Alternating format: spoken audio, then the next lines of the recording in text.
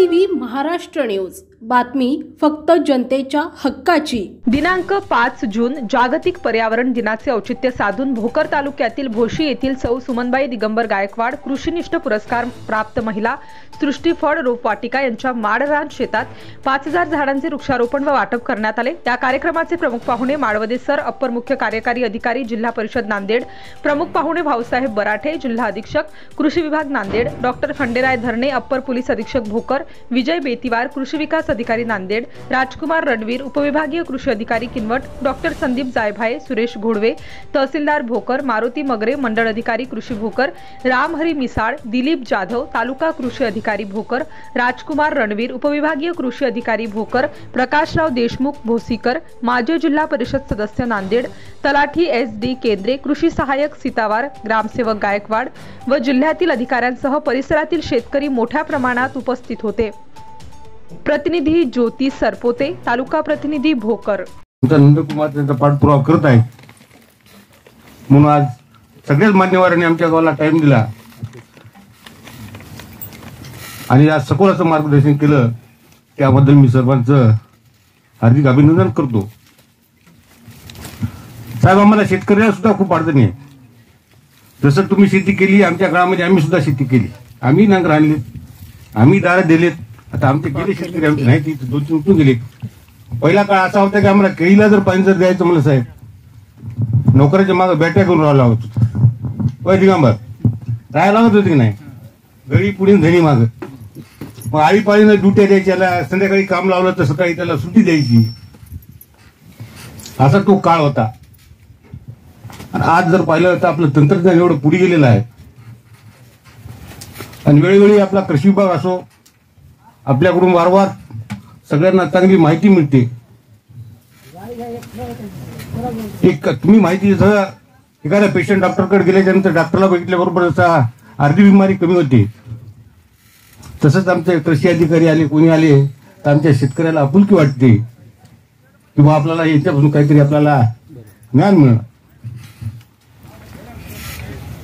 आज तंत्रज्ञान पुढे गेल्यामुळं खूप सुविधा झाल्या। साहेबांनी आता कोणतरी मनोकात सांगितलं की पूर्वी फार मेहनत करायची।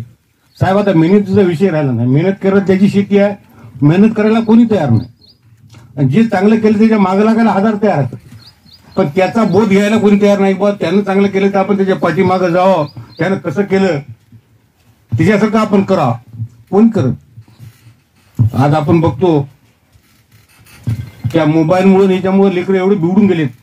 लेकरू जर जळून लागलं तर माझ्या हातामध्ये मोबाईल द्यायचे, आता ते कशी काम करील मला सांगा। आणि अजून मोठेपणानं सांगा की मोबाईल दिल्याबरोबर लेकरू गुणानं बसलं, मोठेपणा त्याचा। लेकरू मोबाईल दिले की नाही, लेकरू मोबाईल संग राहायचं ना, माय बाप म्हणाला लेकरू मोबाईल द्यायचं गप्पच बसणार। परीक्षेत पास होऊ नका तुम्ही, गावकऱ्याच्या पुढाऱ्याच्या परीक्षेत पास होऊ नका, कोणाच्या परीक्षेत पास व्हा। निसर्गानं परीक्षा जी घेतलेली आहे तो पेपर असा आहे, तुम्ही जर शेतकरी असाल, तुम्ही जर इथले असाल तर तुमचं शेत बांधाचं पलीकडलं दिसलंच नाही पाहिजे, पुन्हा बांधावर शेती पूर्णपणे झाडं असली पाहिजे। ती तुमची कोणतीही लावा, फळबाग लावा, एखाद्या वडाची लावा, पिंपळाची लावा। पण दुर्दैवानं गोष्ट अशी आहे की आपण सगळेजण 1000 कारणं सांगतो। आम्ही ज्यावेळेस फिरतो कृषीमध्ये तर वनाराचा त्रास आहे, याचा त्रास आहे, याचा त्रास आहे, आपण भरपूर कारणं सांगतो, पण वनाराच्या त्रासासाठी आपण सगळं संपून चाललो, हे एक आपण लक्षात घेतलं पाहिजे। एक वारण संपवण्यासाठी पूर्ण मानवजात त्याच्या सोबत सगळेच संपवायला लागलो तर हे आपल्याला परवडणार नाही आहे। त्यामुळे आपलं जरी कारण खरं असलं की मानवजात अडचणीत आली आणि वानरामुळे अडचणीत आली ते चुकीचं आहे। वानरासाठी आपण झाडं तोडत असाल तर आपण आपल्या स्वतःच्या पायावर कुऱ्हाड टाकल्यासारखा विषय आहे। त्या निमित्तानं आपण एक या ठिकाणी सगळेजण एक आपण शपथ घेऊया, प्रार्थना करूया की माझं जिथं शेत असेल त्या ठिकाणी प्रत्येक ठिकाणी मी बांधावर पूर्णपणे झाडं लावेल, तरच आजचा हा 5 जूनचा कार्यक्रम यशस्वी झाला असं मी समजतो। या ठिकाणी निश्चितपणे आपल्याला प्रेरणा देणारं ह्या ठिकाणी ठिकाण आहे, म्हणून मी तुम्हाला सगळ्यांना विनंती करतो की हे आपण करावं आणि हे शक्य आहे। हे या ठिकाणी 2-3 माणसं काम करू शकतात, जे वेळ झालेले माणसं आहेत त्याला वेळ लागलीत, आम्ही गायकवाडला वेळच समजतो, तर एवढं झाडाचं वेळ लागले की प्रत्येक ठिकाणी त्यांनी तर ठरवलं की भारतामधले काय जगामध्ये जे आंब्याच्या व्हरायटी आहेत ते इथं आणून लावायचं। आम्ही जे जगामधल्या व्हरायटी असेल, जगामधल्या व्हरायटी आहेत ते इथं आणून लावायचे, त्याचं नियोजन आहे। आंब्याच्या व्हरायट्या सगळ्या मागवायच्या आणि इथं लावायच्या, म्हणजे आपल्याला बाहेर जायला कुठे मिळालं नाही पाहिजे। त्यांनी त्याचं कलेक्शन सुद्धा सुरू केलेलं आहे, त्यांनी करस्पॉन्डन्स सुरू केलं आहे। असं जर एखादा स्वप्न पाहणारा वेडा माणूस असेल, वेडा जर माणूस झाला तर शक्य होऊ शकतं।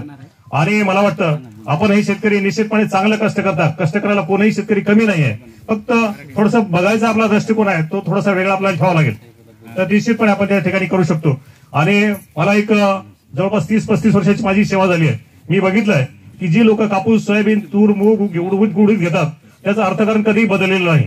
त्या शेतकऱ्याचा कधीही त्याचं झोपडं सोडून पत्र झाली असती जास्तीत जास्त. पत्राचं का दुसऱ्यापर्यंत माणूस गेला मला वाटत नाही. सोयाबीनवर गेला, एखादा कापसावर गेला. तर देशमुख साहेब बसलेले त्यांना तर सगळं. Subscribe now and press the bell icon.